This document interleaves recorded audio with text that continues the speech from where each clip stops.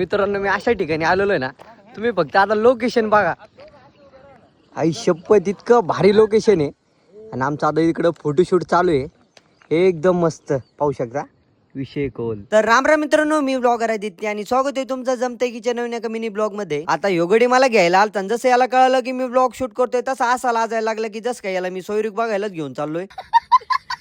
तर लई दिवसापासून आमचं चाललं होतं अशा ठिकाणी फोटो काढायला जायचं. त्यात आज जाऊ उद्या जाऊ असं करू करू तो दिवस आज उगवला. त्यात श्रीकांत मी जाणार आहे फिक्सच होतं. म्हणलं जाता जाता प्रमोदला आणि वैभव भाऊला फोन लाव म्हणलं यायचं काय. त्यात प्रमोदला फोन लावलं तर तो म्हणतो मी बाहेरच आहे, कार्यक्रमाला आलोय, असं आहे तसं आहे, मला यायला जमणार नाही. एवढं नाही खोटं बोला.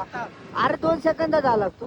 हा काय म्हणतो येऊ छोट्या ज्या माणसाची गॅरंटी नव्हती तो आला आणि ये टायमिंग नव्हतं मी कार्यक्रमाला गेलोय म्हणून. मग काय या दोघांना आणि यशला आणि केशवला पण घेतला आणि आम्ही निघालो. जातानीच एवढं भारी वातावरण झालं की डायरेक्ट विषय खोल झालता. त्यात आमचं चाललं होतं की जातानी नेप्तीची भेळ घेऊन जायची. मग काय मी श्रीकांत आणि केशव आलो नेप्तीला सागर भाऊ यांची सुप्रसिद्ध भेळ घ्यायला. त्या सागर भाऊ पण दुकानावर होते. मग सागर भाऊ कोण भेळ घेतली आणि त्यानंतर आम्ही निघालो आमच्या लोकेशनला. आता यांना बघून तुम्ही सांगा की ही जोडी को क्या नाम दू.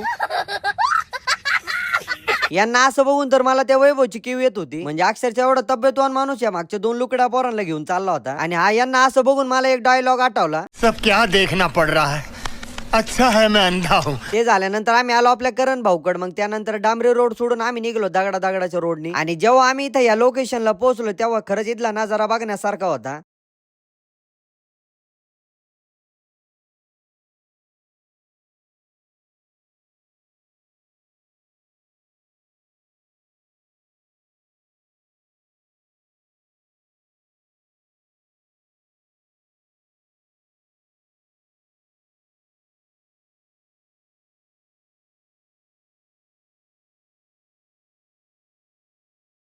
आता इतकं भारी लोकेशन बघून तुम्ही मला लोकेशन विचारणार नाही असं कधी होणारच नाही. तर भावांनो तुम्ही जर या रीलला 10,000 लाईक पर्यंत पोहोचवलं तर मी तुम्हाला इथलं लोकेशन नक्की सांगेल. आणि मी सांगायच्या आधी जरी तुम्हाला हे लोकेशन कळालं तर भावांनो कृपया करून या लोकेशनला जर तुम्ही आला तर कचरा मात्र काही करू नका. इथं आल्यावर आमचा एक जण तर नुसतं पाण्यात फिरत होता. हा फोन केला तर मी बाहेर आहे असं आहे तसं आहे. आता इथं आल्यावर कसं गोड वाटत पाण्यात चालायला. इथं आल्यानंतर थोड्याच वेळात आमचे प्रिय मित्र मनोज भाऊ वाळून ज्यांचं दणक्यात बुलेट घेऊन आगमन झालं. म्हणलं बरं झालं बुलेट घेऊन आला, आता झाली फोटो काढायला.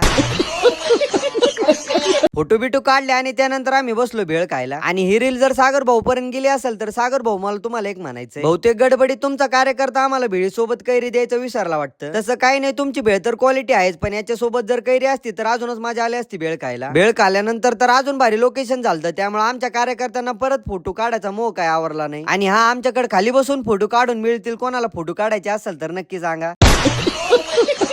त्यानंतर आमच्यात पैन लागली की पाण्यावर कोणाचा दगड किती टप्पे मारतो तो. पण आमच्या वैभव भाऊनी काहीतरी वेगळंच ऐकलं वाटतं. भाऊ डायरेक्ट मोठे मोठे दगड पाण्यात फेकायला लागला.